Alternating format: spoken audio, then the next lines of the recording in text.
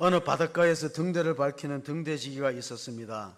등대불을 밝히기 위해서는 매달 일정량의 기름을 공급받고 배달해 오면 그거를 사용해 왔는데 어느 날 그 마을에 사는 어느 집에 외아들이 큰 병이 걸렸습니다. 그런데 마땅히 수술비가 없습니다. 그러니까 등대지기한테 찾아와서 좀 기름을 팔아서 수술비에 좀 도와줄 수 있겠느냐 했더니 마음 착한 등대지기가 어쩔 수 없이 그걸 이제 요구를 들어주고 말았습니다. 그리고 나서 어떤 집에서는 대학교 입학을 했는데 등록금이 부족하니까 좀 도와달라 그래서 또 도와줬습니다. 어떤 할머니가 혼자 사는데 양식이 쌀이 떨어져서 먹을 게 없다고 걱정하기 때문에 기름 약간을 팔아갖고 쌀을 사다가 도와주는 그런 착한 등대지기가 있었습니다. 문제는 그러고 나서 얼마 안 있다가 그 마을의 장정들이 고기잡이 배를 타고 갔는데 폭풍우 속에서 등대를 발견 못했습니다. 왜냐하면 기름이 다 떨어졌거든요. 그래서 배가 표류된 채로 헤매다가 결국은 그 어부들이 다 배와 함께 침몰해서 목숨을 잃었는 사건이 생겼습니다. 여러분, 이 등대지기는 직무유기라는 그런 이제 형법에 의해서 유죄 판결을 받았습니다. 자신은 착한 일을 했는데 결과적으로 자기 본분을 망각한 것이죠. 종교개혁이 그렇습니다. 종교개혁의 중요한 원인은 교회가 무엇이냐? 교회는 사람을 살려서 구원시키는 것이 가장 중요한 본질인데 우리가 구제할 수도 있고 봉사할 수도 있습니다. 그러나 그보다 중요한 것은 생명을 살리는 일이 가장 본질이다. 그러니까 본질과 지엽이 바뀌었을 때, 원줄기하고 가지가 바뀌었을 때 개혁이 일어날 수밖에 없죠. 그래서 한때 우리가 문민정부가 출범했을 때 안정 속의 개혁이라는 구호가 있어요. 안정 속의 개혁. 그런데 찰스 크래프트라는 신학자가 안정 속의 개혁이 얼마나 어렵냐면은 달리는 자동차에 바퀴를 갈아 끼우는 것만큼 어렵다 그랬어요. 여러분, 달리는 자동차 바퀴를 끼울 수 있어요? 갈아서? 그거 어려워요.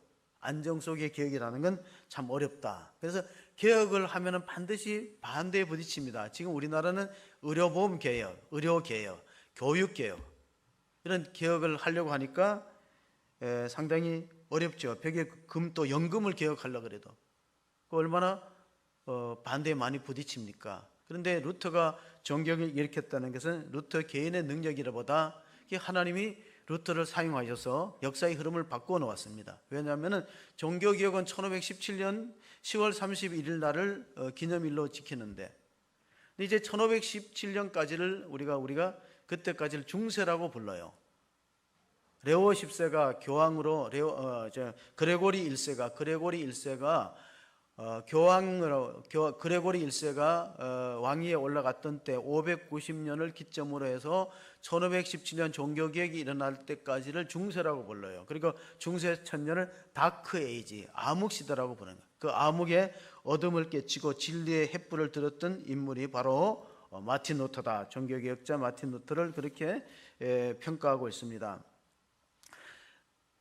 독일은 이렇게 종교개혁이 일어났지만 프랑스 같은 경우는 피해 혁명이 일어나서 많은 사람이 이제 사회가 바뀌면서 많은 사람이 이제 죽고 희생당했죠. 그런데 영국의 경우에는 요한 웨슬러라는 감리교를 만들었던 요한 웨슬러의 개혁 운동 때문에 이렇게 많은 사람들이 죽임을 당하거나 어떤 피해 혁명은 없이 조용했다. 그런 이제 역사의 평가가 있습니다.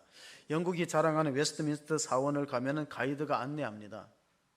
가이드가 안내해서 이 웨스트민스터 사원의 유래를 설명하고 또 거기에 묻혀있는 위인들이 있습니다. 웨스트민스터 사원에 묻힌 사람들은 다 위인들이에요. 윈스턴 처칠경이라든가 제가 알기로는 그 황태자 비, 다이애나 비도 거기 묻혔다고 알려지고 있습니다. 그런 이제 설명을 쭉 했을 때 한 그 방문자가 질문했어요. 이 웨스트민스터 사원에서 성당에서 최근에 구원받은 사람이 몇 사람이 되었느냐. 그때 이제 가이드가 아무 말 대답 못하고 당황해 했다는 거예요. 그 교회가 목적이 뭐냐. 교회가 위인들의 업적을 자랑하고 그 교회의 아름다운 건축물 그것을 설명해 주는 것보다 중요한 것은 생명을 살리는 본질에 얼마나 충실했냐는 질문입니다.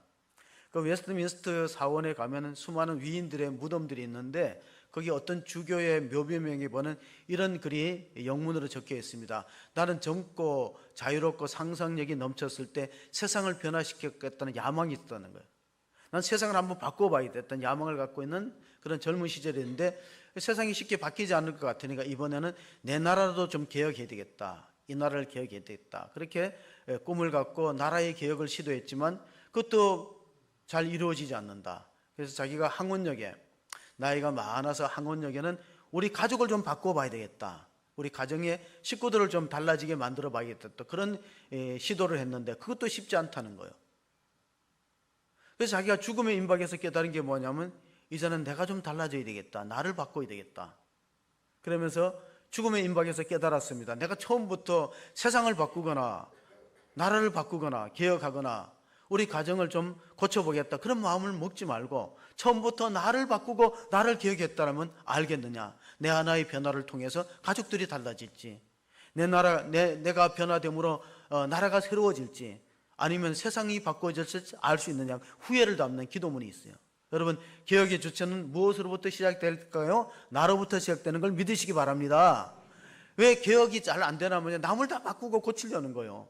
러시아의 문호 톨스토이가 이런 말을 했어요. 사람들은 세상이 달라져야 된다, 세상이 바뀌어야 된다, 개혁돼야 된다 하지만 정작 자기는 안 달라지는 거예요. 그러니까 개혁운동의 벽에 부딪힌 게 뭐냐? 내가 안 바뀌는 거예요. 괴테는 독일의 문호 괴테는 독일인들은 루터에 의해서 하나의 민족이 됐다고 평가했어요.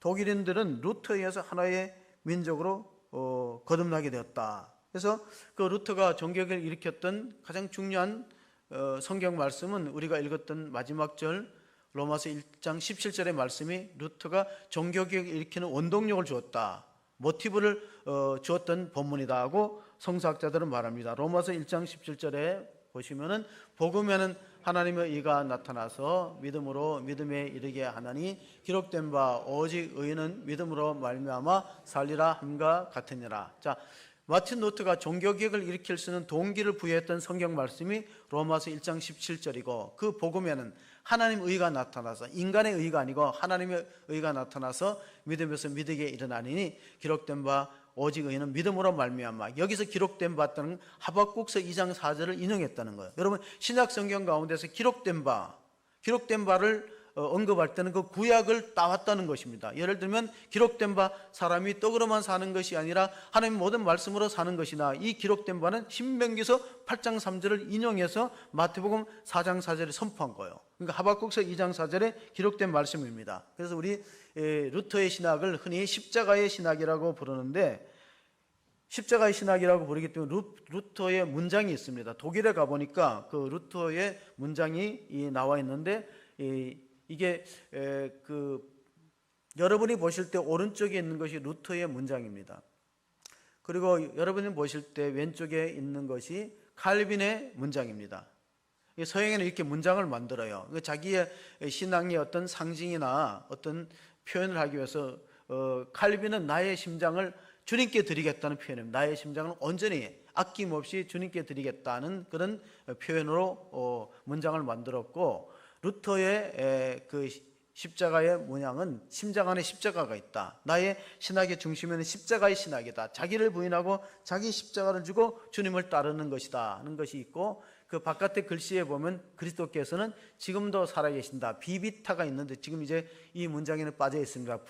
VIT라고 테두리에 영어로 써 있습니다. 이게 루터의 문장이다. 우리나라에는 이걸 찾아보기 어렵지만 독일에 가면 루터의 도시가 있습니다.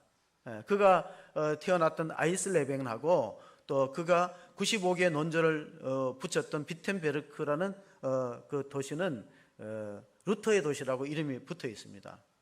루터는 여러분이 좀 생애를 좀 살펴보면 1483년도에 태어났어요. 1483년도에 독일의 아이슬레벤이라는 광산 도시에서 태어났습니다. 아버지가 원래 농부였는데 농부는 가난을 면치 못한다 그래갖고 광부로 직업을 바꾸고 아이슬레벤에서 루터를 출생시키고, 그리고 나서는 이제 구리 광산업에 종사함으로써 어느 정도 부를 확보하고 아들을 법대를 보내갖고 출세를 좀 시켜보자. 그래서 이제 법대를 보냈는데 22살 때 루터가 이제 법학을 공부하고 여름방학 때 집에 갔다가 학교로 돌아오는 길에 같이 친구랑 동행 왔는데 이 마을에서 여름에 갑자기 비가 내리고 폭우가 쏟아지고 천둥 번개가 치더니 그 낙뢰에 의해서 그 친구가 낙뢰에 맞아서 죽어갑니다. 같이 길을 갔다가 여기 가면 이제 독일에 가면은 성지순례 하면 그 나무가 이제 표시되어 있고 그 루터가 거기서 서원했던 장소가 있습니다. 그러니까 자기도 모르게 땅바닥에 무릎을 꿇고 서원합니다. 하나님, 저를 살려주시면 제가 수도사가 되어서 일생 주의 종으로 헌신하겠습니다. 친구는 죽었어요. 벼락에 맞아서 새까맣게 타들어가고 자기는 목숨을 구했어요. 그래서 법대에서 신학으로 바꿉니다. 아버지는 별로 탐탁하게 여기지 않았어요. 법대에서 신학을 바꿔서 그가 신학대학교 들어간 거, 그리고 수도사가 됩니다. 그가 이제 수도사에 들어가서 가장 엄격하다는 수도사에 들어갑니다. 그가 다녔던 그 지역에 보면은 수도원이 한 5개 있는데 가장 엄격한 수도원이 어거스틴 수도원이에요. 거기 들어가면 새벽 2시에 일어나야 됩니다. 새벽 2시에 일어나서 성경 말씀 묵상하고 아침 9시에 기도회가 있고 저녁 7시에 저녁 기도회가 있어요. 한 수도사의 생애는 뭐냐면 매일 성경 묵상하고 기도하고 노동하고 그거예요. 그런데 거기서 항상 그 마틴 루터는 죄와 씨름했습니다. 하나님, 내가 죄인입니다. 어떻게 하면 이 죄로부터 내가 벗어날 수 있습니까? 그래서 고해성사를 많이 했다고요. 그러니까 주임 신부가 루터가 고해성사로 한 번 툭 하면 나한테 고해성사로 하고 오니까 그 주임 신부가 이렇게도 말했대요. 루터야, 죄를 모아갖고 한꺼번에 오너라. 내가 고해성사 받기가 너무 번거롭다. 그럴 정도로 양심이 깨끗하고 죄에 대해서 민감한 사람이 마틴 루터였어요. 왜? 친구가 죽는 것을 보면서, 벼락 맞아 죽는 걸 보면서 죽음에 대한 공포가 있고 하나님에 대한 두려움이 있었어요. 어떻게 하면 죄를 안 지으려고 몸부림쳤던 게 루터인데 깨달은 게 뭐냐?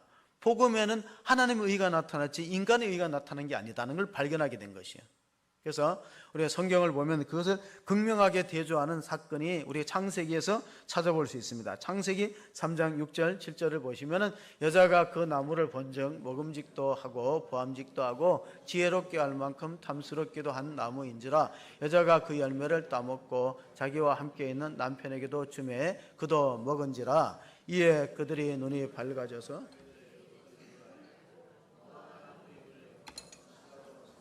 그러니까 영적으로 보면 이 무화과나무 잎을 엮어서 치마를 만든 것이 인간의 의로움입니다. 자기 율법적인 노력과 선행을 통해서 구원을 받으려는 몸부림이 바로 무화과나무라고 표현되어 있습니다. 우리는 대개 이제 선악과 나무를 먹은 선악과 나무가 사과나무라고 알고 있거든요. 그래서 남성의 목젖을 학명으로 뭐라 그러면 아담스 애플이라고 불러요. 남성의 목젖이 있잖아요.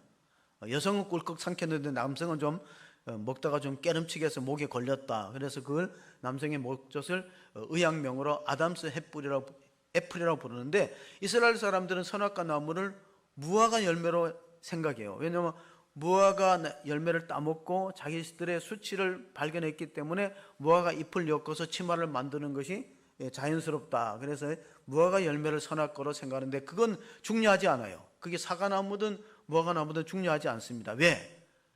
치마를 만들어서 자기 수치를 가렸던 게 뭐냐면 인간의 율법적인 선행이나 공로나 노력을 통해서 구원받으려는 모든 시도들은 무화과 잎으로 치마를 만든 것인데 오래 갈 수 없습니다. 불완전하다는 거예요. 그럼 어떻게 해야 우리가 구원을 받을 수 있는 의로움이 있는가? 그것은 21절에 하나님의 손수 지어 입힙니다. 같이 보십니다. 여호와 하나님이 아담과 그의 아내를 위하여 가죽옷을 지어 입히시니라. 자, 가죽옷이 나오려면 누가 죽어야 돼요? 네, 짐승이 죽어야 돼요. 그래, 짐승이 죽지 않고 절대 가죽옷이 못 나오기 때문에 서양에 보면은 모피 입지 말자는 운동이에요. 동물 애호가들이 이 모피 옷을 입지 말자. 왜? 모피를 입으려면 짐승이 죽어야 되니까. 또 하나 짐승이 죽으면 뭐가 흘려져야 돼요? 피가 흘려야 돼요. 따라서 히브리서에 보면은 히브리서 9장 22절에 피 흘림이 없이 죄사함이 없다는 그거예요. 모든 생명은 근원이 피에 있다는 거예요. 레위기 17장 11절 보시면은 육체의 생명은 피에 있음이라 내가 이 피를 너희에게 주어 제단에 뿌려 너희의 생명을 위하여 속죄하게 하였나니 생명이 피에 있으므로 피가 죄를 속하느니라. 생명이 피에 있다는 것은 우리가 지금도 알 수 있어요. 그래서 피가 당분이 많으면 고혈당이 되잖아요. 그러니까 피가 얼마나 중요해요. 피가 맑고 깨끗하면 오래 살 수 있다. 그러니까 심혈관에 어떤 질환이 있으면 오래 살기 어렵다. 그 피가 생명이 있는 게 맞잖아요. 그래서 피가 죄를 속한다는 거예요. 그래서 이스라엘 민족들은 보면 성막에서 짐승을 가지고 피 흘려 제사를 드림으로 속죄행위를 했어요. 그러니까 짐승의 피를 죽여서, 양을 죽여서 제사를 드림으로 하나님으로부터 속죄받는데 그 속죄 효력이 얼마나 가냐면 1년을 가요. 평생을 못 간다는 겁니다. 그런데 예수님이 십자가에 죽으심은 그 효력이 영원성을 갖고 있다. 히브리서 9장 11절 12절 보시면 그리스도께서 장래 좋은 일의 대제사장으로서 오사 손으로 짓지 아니한 것 곧 이 창조에 속하지 아니한 더 크고 온전한 장막으로 말미암아 염소와 송아지의 피로 하지 아니하고 오직 자기 피로 영원한 속죄를 이루사 단번에 성소에 들어가셨느니라. 마태복음 27장쯤 가면은 예수님이 십자가에 죽으실 때 성전의 휘장이 찢어집니다. 위에서 아래로 쭉 찢어져요. 그리고 성소에서 지성소로 들어가는 문이 열립니다. 예수님께서 십자가에 피 흘려 죽으심으로 영원한 속죄를 이루었기 때문에 우리는 지금 짐승을 잡아서 예배 안 드려요. 만약에 예수님이 속죄의 피를 흘리지 않았다면 우리가 짐승을 잡아서 피를 흘림으로 대속 행위를 해야 되는데 예수님이 자신의 거룩한 몸을 십자가에 들이심으로 영원한 속죄를 이루어서 우리가 제사함의 은혜를 받은 줄로 믿으시기 바랍니다. 그래서 기독교는 피를 굉장히 중요하게 여기기 때문에 어떤 학자들은 이렇게 말합니다. 구약 성경, 마틴 루터가 주장했다고 전해지는데 종교개혁자 마틴 루터는 구약 성경을 짜보세요. 짐승의 피가 흐를 것입니다. 신약 성경을 짜보세요. 예수의 피가 흐를 것입니다. 피 흘림이 없이는 제사함이 없기 때문에 자기 의를 의지하는 사람, 자기 의를 의지하는 사람은 지금 종교나 선행이나 어떤 공로를 통해서 자기 수치를 가리려는 무화과 잎을 엮는 사람들이 지금도 얼마나 많이 있어요.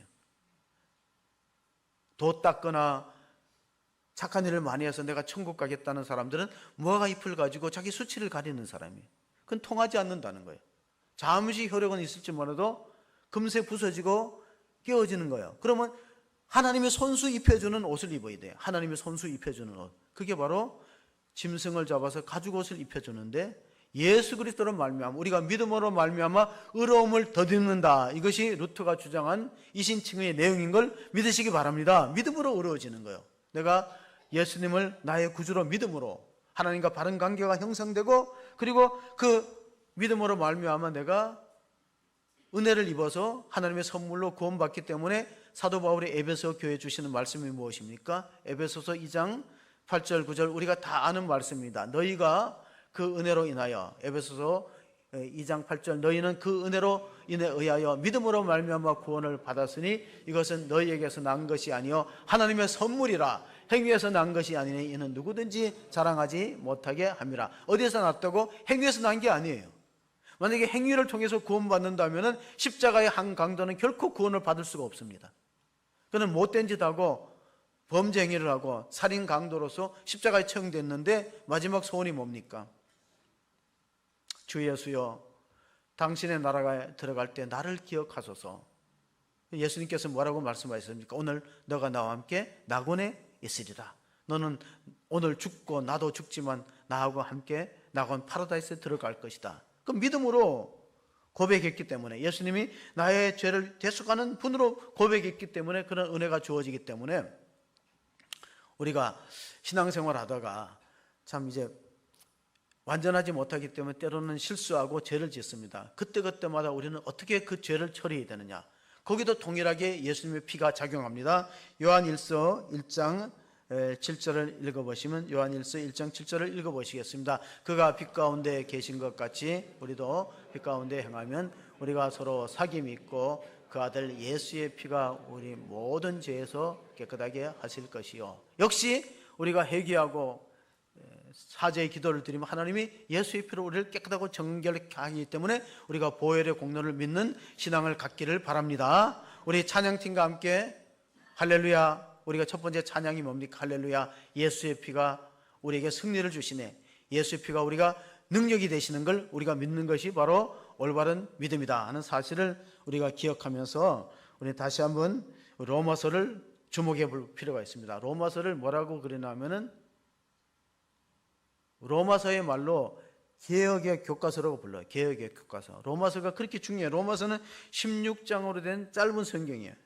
그리고 사도 바울이 로마에다가 방문하기 전에 이 편지를 미리 보냈어요. 내가 가서 선교하는 지역이 로마인데, 왜냐하면 그 세계는, 그 당시에 모든 세계는 어디로? 모든 길은 로마로 통한다.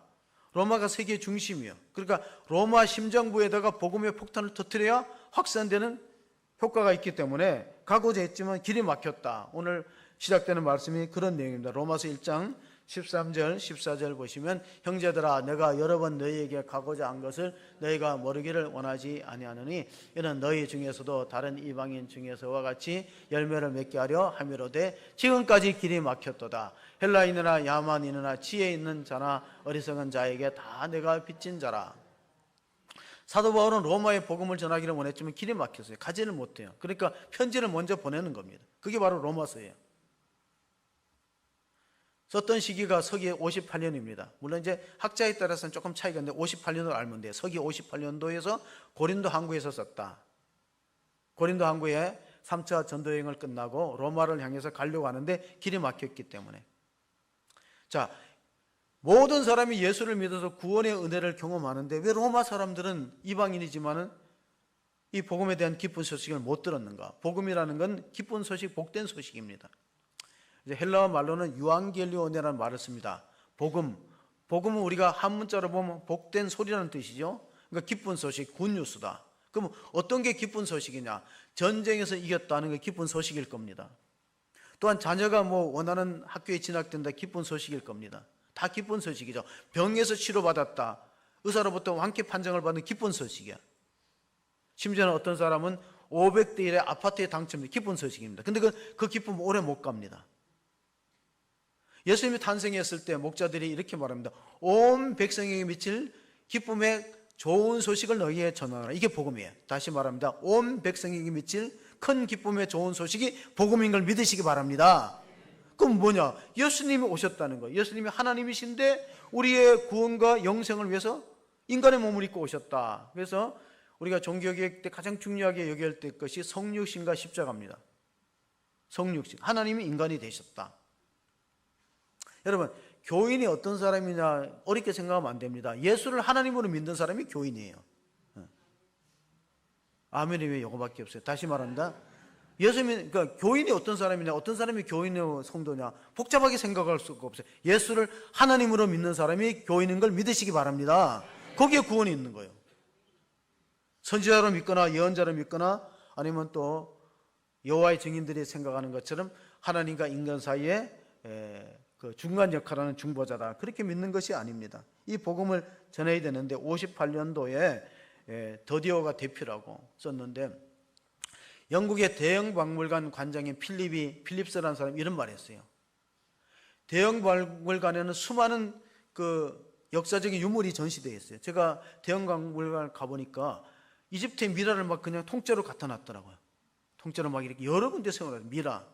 그러니까 대형 박물관에는 진귀한 보물들이, 역사의 유물들이 많이 있어요. 근데 필립이라는 관장이 이렇게 말했어요. 사도 바울이 썼던 로마서 친필 한 장만 있으면은 대형 박물관하고 바꾸겠다 그랬어요. 대형 박물관에 있는 건 다 미라고 죽은 거예요.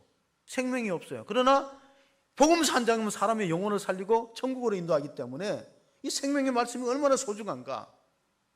바울이 자기가 전도자의 사명을 받고 고린도 교회를 향하는 말씀이 고린도전서 9장 16절 17절에 있는데, 내가 복음을 전할지라도 자랑할 것이 없으면 내가 부득불할 임이라. 만일 복음이 전하지 아니하면 내게 화가 있을 것임이라다. 내가 내 자의로 이것을 행하면 상을 얻으려니와 내가 자의로 아니한다 할지라도 나는 사명을 받았노라. 자, 바울이 로마에게 편지를 보내면서 나는 빚진 자라 그랬잖아요. 복음의 빚진 자라. 내가 복음을 듣고 구원받고 믿음으로 의로워졌는데 이걸 알지 못하는 사람한테 빨리 알려줘야 될 의무가 있다. 그래서 내가 복음을 전할지라도 상 받을 게 없으면 안전하면 내가 하가 미치라는 그 바울의 고백이 있습니다. 올해가 성수대교가 무너진 지 30주년입니다. 그래서 지난주에 위령제를 지냈어요. 성수대교 앞에서. 아까운 생명들이 일어났습니다. 생각해 보십시오. 성수대 다리에 교각들이 여러 개 있는데 5번째, 6번째 무너졌어요. 어떤 건설의 부실 공사에서. 그러니까 버스가 지나가다가 추락했고 무학여고 학생들도 생명을 잃고 많은 사상자가 났어요. 그런데 만일 어떤 사람이 성수대교를 지나가다가 그 다리가 무너진 걸 알고 거기서 스톱했다면 그 사람은 생명을 살겠죠. 계속 진행했더라면 죽었을 텐데. 근데 그 사람이 딱 아슬아슬하게 그 다리 중턱에서 딱 멈추고 다리가 끊어진 걸 봤어요. 근데 자기 뒤에 오는 차들이 많으면 어떻게 할까요? 제대로 된 사람 같으면 자기 우통을 벗어라도, 양복을 벗어라든가 웃도리를 벗어라도 흔들 거예요. 더 이상 진행하면 죽습니다. 더 이상 진행하면 죽습니다. 그러면 운전하는 사람이 좀 미친 사람 아니야, 왜 저래? 하고 고집을 피우고 가면 그 사람 죽게 되는 거예요. 우리가 전도할 때, 복음을 전할 때 많은 사람들이 미친 사람 아니야, 왜 길에서 전도지를 주고 저렇게 뭐 예수 믿으라고 외치냐.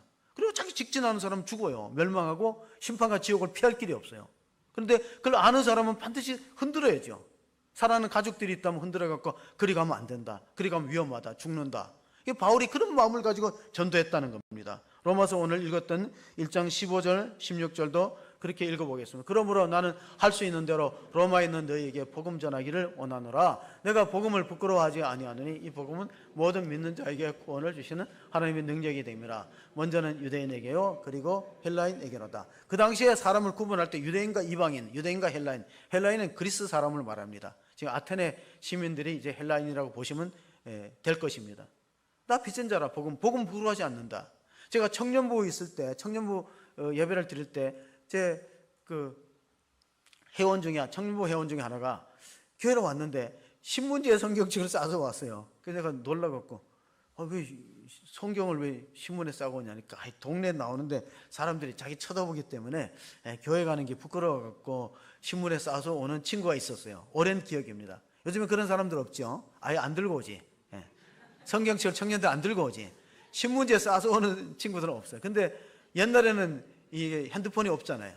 그러니까 교회 성경책을 갖고 오는데 자기가 교회 다니는 것이 마을 사람들이 이렇게 지켜보니까 부끄러운지 신문에서, 복음을 부끄러워 안 된다는 겁니다. 왜? 복음 믿는 자에게 구원을 주시는 하나님의 생명의 말씀이기 때문에 그렇습니다. 마가복음 8장 35절부터 쭉 보시면은요, 누구든지 자기 목숨을 구원하고자 하면 잃을 것이요, 누구든지 나와 복음을 위하여 자기 목숨을 잃으면 구원하리라.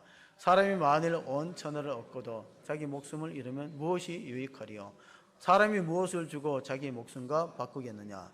누구든지 음란하고 죄 많은 세대에서 나와 내 말을 부끄러워하면 인자도 아버지의 영광으로 거룩한 천사들과 함께 올 때에 그 사람을 부끄러워하리라.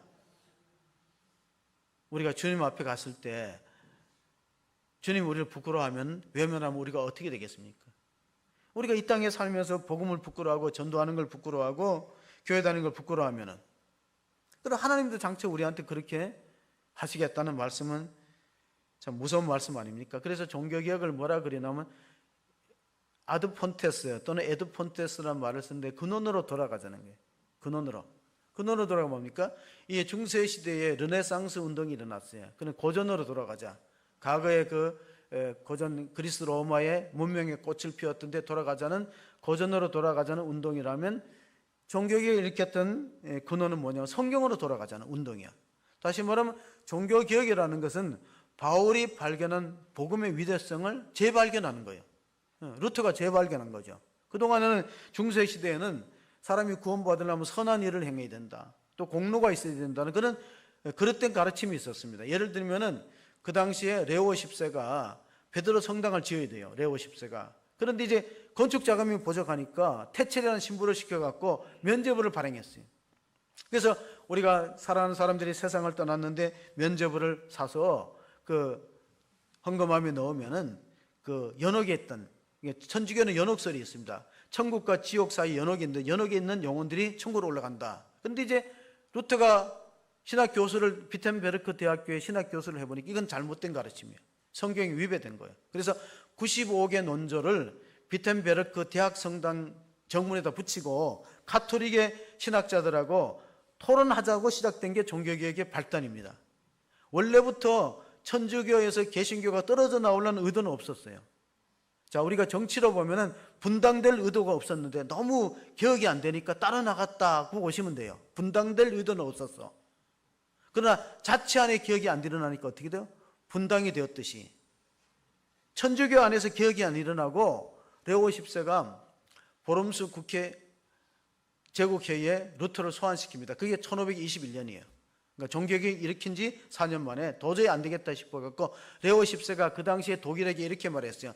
멧돼지 한 마리가 하나님의 주님의 포도원을 짓밟고 있다. 그게 누구죠? 멧돼지는 마틴 루터예요. 멧돼지 한 마리가 주님의 포도원, 교회를 짓밟고 있다. 그러니까 제국회의에 소환하라고 칼을 옷에 황제를 압력을 가합니다. 그때는 교황의 권위가 얼마나 센지 레오 10세가 칼을 옷에 젊은 황제한테 압력을 가하니까 제국회의로 소환했어요. 당신의 주장을 철회하지 않으면 파문시키면 물론이요, 독일에서 당신을 누구든지 죽여도 무방하다는 법을 선포할 테니까 주장을 철회하라 그랬을 때 마틴 루터가 말합니다. 하나님, 내 양심은 주님의 말씀에 사로잡혀 있습니다. 나는 나의 주장을 철회할 수 없는 이것은 제 생각이 아니고 성경 말씀이기 때문에 그렇습니다. 하나님, 나를 도와주옵소서. God help me. 그래서 거기서 결국은 파문당에서 돌아오는 길에 잡히면 죽게 됩니다. 그런데 프레드릭 영주라는 사람이 그 바르트부르크의 성에서 도피를 시킵니다. 마틴 루터를 도피시켜요. 그래서 거기서 10개월간 머물게 합니다. 변장하고 10개월간 머무는데 거기서 라틴어 성경이 독일어로 번역됩니다. 그래서 많은 사람들은 그 바르트부르크 성의 10개월을 루터의 반모섬이라 그래요. 유배된 거죠. 왜냐하면 길거리 할부하다 보면 잡히면 죽으니까. 그러니까 아예 그 프레드릭 영주가 루터의 사상을 지지하고 루터의 견해가 맞다. 그래서 보호하기 위해서, 생명을 살리기 위해서 거기 바르트부르크 성에 피신시키는데, 그가 찬송가 작사했던 내주는 강한 성이요 방패와 병기 되신다. 그럼 바르트부르크 성을 의미합니다. 그 높은 고지대예요. 거기 가서, 거기가 루터가 학교를 다녔고 어린 시절을 보냈던 아이젠하우라는 언덕 위에 바르트부르크 성에서 독일어로 성경을 만드는데, 하나님의 역사가 참 오묘한 게, 마틴 루터가 독일어로 번역을 했을 때에 쿠덴베르크가 인쇄술을 발명합니다. 그러니까 어떻게 될까요? 성경책을 그동안에 교인들이 보지 못하고 그냥 라틴어로 미사를 집전하는 걸 그냥 앉아서 듣기만 하는 거예요. 무슨 말인지 몰라요. 변화가 전혀 일어나지 않는 죽은 예배를 드렸는데 생명의 말씀이 전파되니까 루터의 주장이 맞다. 그 후원자들이 생기겠죠. 그러니까 마틴 루터가 종교개혁에 성공할 수 있던 결정적인 이유가 뭐냐? 쿠덴베르크가 금속 알자를 발명했는 것이 뒷받침되었다는 겁니다. 성경 말씀이 그만큼 중요하기 때문에 우리가 갈라디아서 2장 16절을 한번 읽어보시겠습니다. 사람이 의롭게 되는 것이 율법의 행위로 말미암음이 아니요 오직 예수 그리스도를 믿음으로 말미암은 줄을 알므로 우리도 그리스도 예수를 믿나니 이는 우리가 율법의 행위로서가 아니고 그리스도를 믿음으로써 의롭다함을 얻으려 함이라. 율법의 행위로는 의롭다함을 얻을 육체가 없느니라. 자, 율법의 행위로 의롭다함을 얻을 육체가 한 분밖에 없어요. 예수님밖에는. 그럼 예수님만이 율법에 저촉되지 않은 죄 없는 삶을 살았고 나머지는 다 한두 개씩 다 걸립니다. 안 걸리는 사람이 있습니까? 그러면 믿음으로 의로워지는 거예요. 이것을 중세교회는 놓쳤기 때문에 사람들을 율법이라는 족쇄를 얽매어 놓았어요. 종교가 오히려 멍해가 됐습니다. 계속해서 갈라디아서 3장 23절 24절을 보시면 믿음이 오기 전에는 우리가 율법 아래 매인바 되고 계시될 믿음의 때까지 갇혔느니라. 이와 같이 율법이 우리를 그리스도께로 인도하는 초등교사가 되어 우리로 하여금 믿음으로 말미암아 의롭다함을 얻게 하려 함이라. 자, 가끔 가다 보면 교통사고 위반해 갖고 범법자가 된 사람이 있어요. 그렇잖아요. 근데 8.15 광복절 특사 때 보면은 교통사고 위반자들의 범죄 기록을 다 말소시킵니다.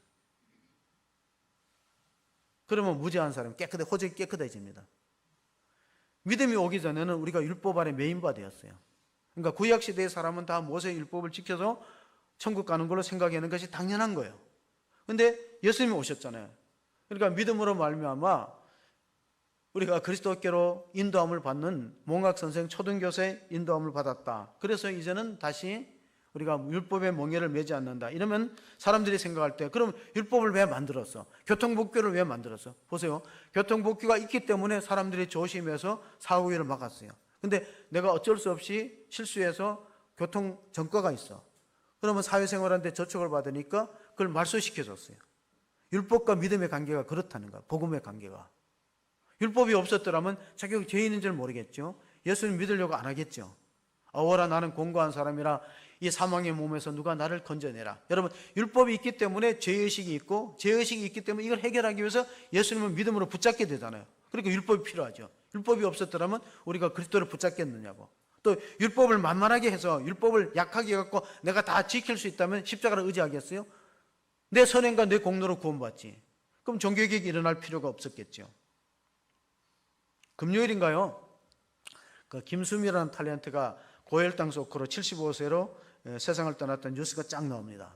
근데 그분 얘기를 제가 왜 했냐면 작년에 CBMC 한국기독실업인의 간증자가 김수미 탤런트예요. 이번에 군산에서 태어나갖고 숭의여교를 나왔으니까 아마 예배를 드렸다고 봐요. 숭의여교니까 미성겼대. 그런데 예수님 만나지 못했어요. 그러니까 뭘 잘하냐면 욕을 잘해. 욕을 엄청 잘해요. 전라도 사투리로 욕을 잘하고. 우리나라의 가장 장수 프로인 그 전원일기에 30살이 되기 전에 할머니 역할을 하니까 능력도 있다고 봐야 돼요. 30살이 되기 전에 할머니 역할을 잘했어요. 근데 이분이 습관이 하나 있는데 술을 좀 좋아해요. 늘 소주를 개짝으로 사놓고 스트레스 받을 때마다 이렇게 하는데, 여러분 따라하지 마세요. 스트레스 받을 때마다, 장로님 스트레스 받을 때마다 한잔하는 습관을 갖고 있는데, 어느 날 아침에 자고 일어나서 따르는데 냄새가 역해서 도저히 막 냄새가, 마시기도 전에 냄새가 그렇게 역하더래요. 근데 그를 위해서 100일 동안 작전 기도하는 지인이 있었어요. 새벽마다 나가서 100일 동안 술 좀 끊게 하고 제대로 예수 믿게 해달라고 기도하는 사람이 있었어요. 근데 딱 그 역해서 먹지 못해서 싱크대에 다 따르고 나니까 전화가 오네, 핸드폰에. 오늘이 100일째, 오늘의 100일째 당신을 위해서 중보기도가 끝나는 날입니다. 기가 막히게 100일째 땄다는 날 못 먹게 되네. 그리고 하와이에서 우리나라에 왔을 때 같이 교회를 인도에 가는데 푸른 나무 교회를 데리고 갔어요. 근데 설교를 듣는 순간에 계속 눈물이 나더래요. 왜냐면 내 얘기를 해요. 저 목사님이 내 사정을 안 하는 내 얘기를 하는 거예요. 자, 나는 그동안 자식 원망하고 자식 탓이다. 남편은 미워하고 남편 탓인데 성경 말씀 들어보니까 다 내 탓이에요. 그래서 자기가 좋아하는 찬송가가 하나님의 은혜로 있을 데 없는 자 왜 구속했니? 그 부를 때마다 찬송가 그렇게 좋다는 거예요. 찬송가 눈물이 나면서 자기 그 간증을 한국기독실업인에 의해서 한 걸 들었습니다. 이게 뭐냐면은 제대로 예수 믿으면 변화가 일어나야 돼. 그러니까 세 가지가 우리 종교개혁의 변화가 일어나는. 첫째 뭐냐? 우리 중심이 바뀌어야 돼. 중심이 뭐냐면 우리는 그동안 다 자기 중심으로 살았어요. 자기 중심으로 보니까 다 상대방이 잘못된 거예요. 다 남편도 그렇고 자식도 남이 다 잘못한 거예요. 근데 중심이 바뀌니까, 그리스도 중심이 바뀌니까요, 이게 내가 잘못한 거다. 갈라디아서 우리가 4장 19절을 읽어보면은 사도 바울이 자기 안에 그 성도들 안에서 나의 자녀라 너희 속에 그리스도의 형상이 이르기까지 다시 너희를 위하여 해산하는 수고를 하노니. 자, 종교개혁이 일어날 당시에 금속 알자가 발견되고, 또 하나는 중요한 사건이 뭐냐면은 천동설이 지동설로 바뀌는 그런 아주 혁명적인 사건이 있어요. 그 코페르니쿠스적인 전환이다. 코페르니쿠스적인 전환 뭡니까? 코페르니쿠스는 폴란드의 천문학자고 사제이기도 합니다. 그가 연구하니까 지구가 도는 거예요. 지구가 태양을 중심으로 1년 돌면은 사계절이 생기고, 공전하면, 자전하면 낮과 밤이 생기는. 근데 그 당시에 그런 말 하면은 종교재판에 해부됩니다. 그래서 갈릴레오가 종교재판 끝에 뭐라 그랬어요? 그래도 아직도 지구는 돈다. 갈릴레오가 하나님 우리에게 두 권의 책을 줬는데 하나는 자연이란 책이고 하나는 성경이란 책이다. 그래서 자연계시, 일반계시를 말합니다. 또 하나는 특별계시, 문서계시, 성경을 말합니다. 성경에는 우리가 세 가지가 바뀌어야 돼요. 우리가 자기 중심으로 살다가 그리스도 중심으로 바뀌어야 된다. 또 하나는 우리가 교회 중심으로 바뀌어야 돼요. 골로새서 1장 23절, 24절 보시면 만일 너희가 믿음에 거하고 터 위에 굳게 서서 너희 들은 바 복음의 소망 위에 흔들리지 아니하면 그래하리라. 이 복음은 신하 만민에게 전파된 바요 나 바울은 이 복음의 일꾼이 되었노라. 나는 이제 너희를 위하여 받는 괴로움을 기뻐하고 그리스도의 남은 고난을 그의 몸된 교회를 위하여 내 육체에 채우노라. 자, 종교개혁자 칼빈은요, 하나님을 아버지로 부르는 사람은 교회를 어머니로 보양해야 된다. 여러분, 하나님 아버지로 부르면서 교회를 무시하고 교회를 비판하고 교회를 돌보지 않으면 그건 마땅한 신앙이 아니라는 거예요. 자, 우리가 종교개혁 주일에 세 가지가 바뀌어야 되는데 자기 중심에서 누구 중심? 그리스도 중심으로 중심 이동이 돼요. 마치 청동설에서 지동설로 바뀌듯이 혁명적으로 바뀌어야 돼요. 또 하나는 뭐냐? 교회 중심으로 바뀌어야 돼요. 세상 중심으로 살지 말고 교회 중심. 세상에 나가보면 교회가 틀린 것 같아. 근데 교회 아니면 또 세상이 잘못된 것 같아요. 그래서 로마서 12장에 보면 너희가 마음으로 변화를 받고 새로워져서 이 세대를 본받지 말라고 했어요. 이 세대가 뭡니까? 하나님의 뜻을 역행하는 것이 이 세대입니다. 마지막은 뭐냐? 마지막은 우리가 다시 복음 앞으로 새로워져야 돼요. 복음으로, 하나님 말씀으로 바뀌어야 되기 때문에 디모데후서 1장 9절 10절 보시면 이런 말씀이 있습니다. 하나님이 우리를 구원하사 거룩하신 소명으로 부르심은 우리의 행위대로 하심이 아니요 오직 자기의 뜻과 영원 전부터 그리스도 예수 안에서 우리에게 주신 은혜대로 하심이라. 이제는 우리 구주 그리스도 예수의 나타나심으로 말미암아 나타났으니 그는 사망을 피하시고 복음으로서 생명과 썩지 아니할 것을 드러내신지라. 복음이 왜 중요하냐? 복음은 우리에게 영생으로 은혜를 베푸시는 하나님의 말씀이지만 세상의 것은 다 썩어지고 사망에 이르는 것이기 때문에 우리가 종교개혁은 하나님 말씀으로 믿음으로 하나님의 은혜로 이루어졌다 하는 루터의 주장. 오직 말씀, 오직 은혜, 오직 믿음. 그러므로 나로부터 개혁이 시작되어야 되고 지금부터 바뀌어야 돼요. 나중에 바뀌는 게 지금부터. 우리는 이 종교개혁 기념주의를 통해서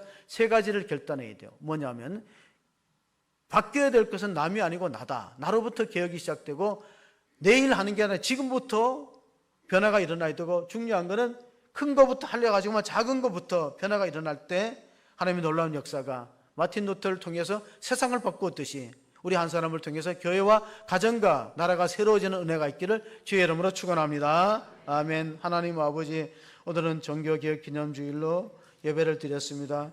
복음에는 하나님의 의가 나타나서 믿음에 이르게 하느니 오직 의인은 믿음으로 말미암아 살리라.